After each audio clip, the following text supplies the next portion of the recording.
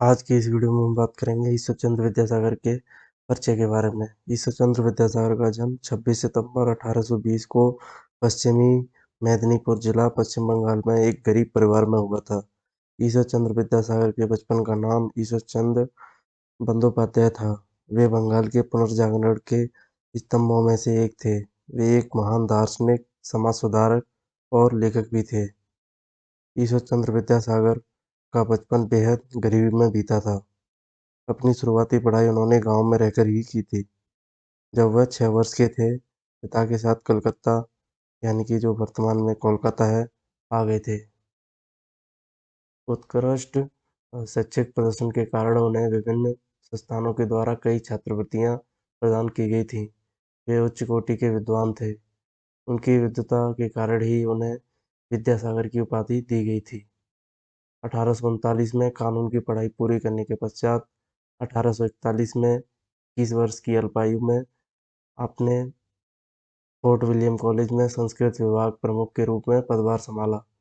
Fort William college में 5 वर्ष तक अपनी सेवाएं देने के बाद आपने संस्कृत कॉलेज में सहायक सचिव के तौर पर सेवाएं प्रदान की। पहले वर्ष से ही शिक्षा पद्धति को सुधारने के लिए कोशिशें शुरू कर दी और प्रशासन को अपनी सिफारिशें सौंपी।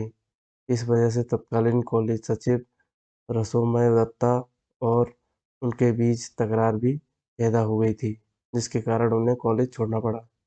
लेकिन उन्होंने 1849 में एक बार फिर से वापसी की और साहित्य के प्रोफेसर के तौर पर संस्कृत कॉलेज से जुड़ गए। ईश्वर चंद्र विद्यासागर ने स्थानीय भाषा और लड़कियों की शिक्षा के लिए स्कूलों की एक श्रृंखला के साथ कलकत्ता में मेट्रोपॉलिटन कॉलेज की स्थापना की। संस्कृत कॉलेज का प्रधानाचार्य बनने पर इन्होंने अपनी सभी जाति के बच्चों के लिए कॉलेज के दरवाजे खोल दिए, जो उस समय बहुत बड़ी बात थी।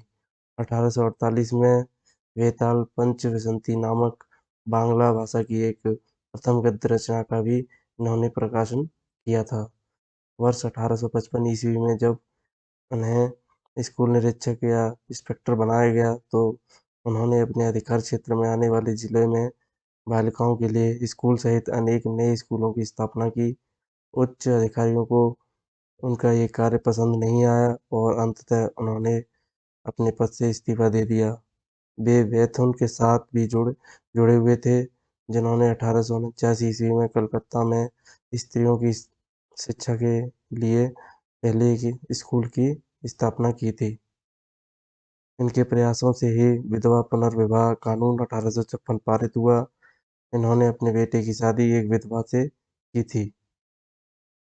ईश्वर चंद्र विद्यासागर बहुपत्नी प्रथा और बाल विवाह के विरुद्ध भी आवाज उठाते थे। विद्यासागर नैतिक मूल्यों के संरक्षक और शिक्षाविद थे। इनका मानना था कि अंग्रेजी और संस्कृत भाषा के ज्ञान का समन्वय करके भारतीय और पाश्चात्य परंपराओं के श्रेष्ठ को भी प्राप्त किया जा सकता है। ईश्वर चंद्र विद्यासागर का 29 जुलाई 1891 को निधन हो गया। आज की इस वीडियो में बस इतना ही। धन्यवाद।